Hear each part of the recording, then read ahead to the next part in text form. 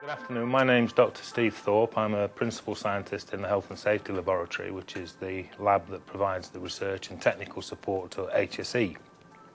The lab does a really diverse range of things on behalf of HSE, but today what we're focusing on is the work of the pedestrian safety section. A lot of our work is around making measurements on surfaces, seeing how they perform in terms of friction. We look at things like cleaning and maintenance schedules and cleaning and maintenance regimes. And more recently, we've done quite a lot of work on footwear as well, slip-resistant footwear that can help people avoid these sorts of accidents in occupational settings. Today, we're particularly interested in stairs. And one of my colleagues will speak to you in a moment or two. We've done a number of stair accident investigations recently, and a number of those have been fatal accident investigations.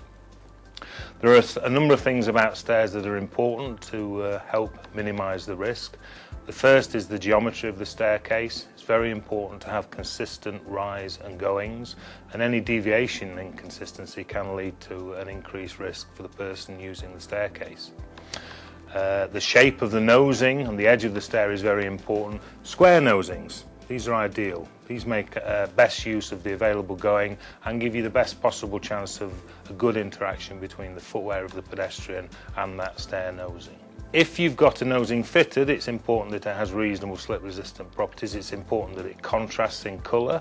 It's visible to the person using it. The position of the nosing is very important. It needs to go right up to that square edge that we talked about. If it's set back from the edge, then it's not giving you the most benefit, as much benefit as it could do.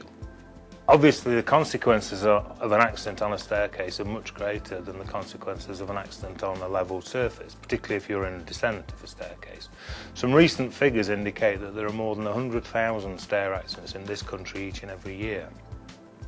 One situation that would lead to stairs being a serious hazard would be if there were small amounts of water on them. So stairs near entrances, stairs near other areas where contamination may simply get onto people's footwear, or indeed the stair itself, will lead to an increased risk of these sorts of accidents occurring.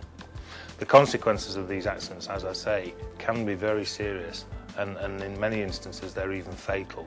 I'm Rob Shaw and I work in the pedestrian safety team at the Health and Safety Laboratory, so focusing on slips and trips, and a large part of my role is forensic investigation of accidents. As part of that, I've investigated several accidents on stairs, unfortunately many of which have been fatal accidents. It's an area of concern for us. Accidents on stairs are obviously more likely to have serious consequences than a fall on the level, certainly in stair descent where the accident can be extremely serious. So the design of stairs is very, very important.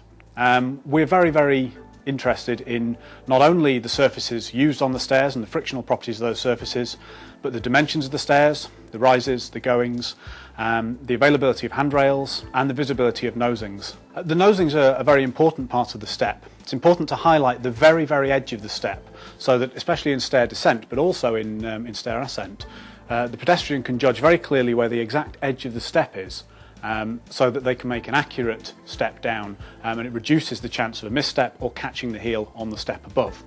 Where surfaces are likely to become contaminated, slip resistance is extremely important. Most staircases, or many staircases, will be in clean, dry environments, and there it's important that the cleaning regime is appropriate and that surfaces are maintained clean and free from contamination. In environments where surfaces may get wet, such as by entrances, near canteens, or where footwear that pedestrians are wearing may have contamination on it, it's very important that the coverings on stairs offer suitable slip resistance in those conditions. Where stairs are in an environment where they're likely to become contaminated, so close to entrances or other sources of contamination, it's important that the stair coverings and the nosings provide sufficient slip resistance with the contaminants that are likely to be found on them. And it's important that they're tested with an appropriate test to ensure this before the stairs are installed. It's very important when considering the design of stairs that all the factors which contribute to potential accidents on stairs, the materials used, the sizes of the rise and goings, the availability of handrails, visibility of the nosings and the levels of lighting are very, very carefully considered given the level of seriousness of a lot of the accidents that occur in these environments. This is the pendulum test. What it does effectively is simulate pedestrian heel strikes, to the point where most people slip. As your heel comes into contact with the floor, at that point if there's any contamination between the two surfaces. To lubricate that slip, there's a potential that someone could slip on that surface. Generally, we don't see slips where surfaces are clean and dry. What we've got is a rubber slider, spring mounted on the back of the arm. It's a standard rubber designed to be very reproducible and to represent a piece of footwear of moderate performance. We release the arm swings through, we can measure the distance over which the foot will travel, and obviously the arm will swing through the other side and we'll get a reading on the side of this test. In terms of the preparation of the rubber, we have two surfaces. We prepare it first of all on a known grade of grip paper, take out any nicks and scratches, and then a known grade of lapping film which puts a very fine finish onto the surface of the rubber slider. In terms of the values we're looking for from this test, we're looking for 36 or above on here for a low potential for slip. When we operate this test to the conditions that we set it up to the United Kingdom Slip Resistance Group guidelines, the numbers we're interested in on the part of the scale we're looking at are 100 times coefficient of friction. So at 36 on here, we're looking at the point where 1 in a million people needs more friction to safely walk over a level surface.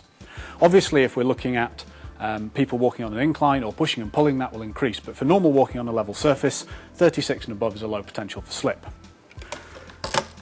We've got a standard polished tile here, and we can take a test reading in the dry. And we're somewhere up about 80. So well above that 36 value, no floor is inherently slippery. However, if that surface has any lubricant on it, we use ordinary tap water.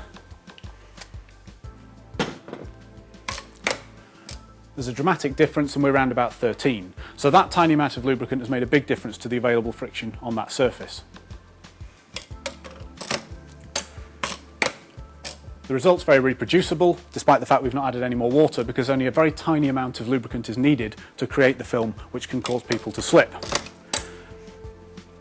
This means that if we dry the surface off, but we still have some water on our simulated heel, we get exactly the same result. So a tiny amount of moisture can make a very big difference on a very smooth surface.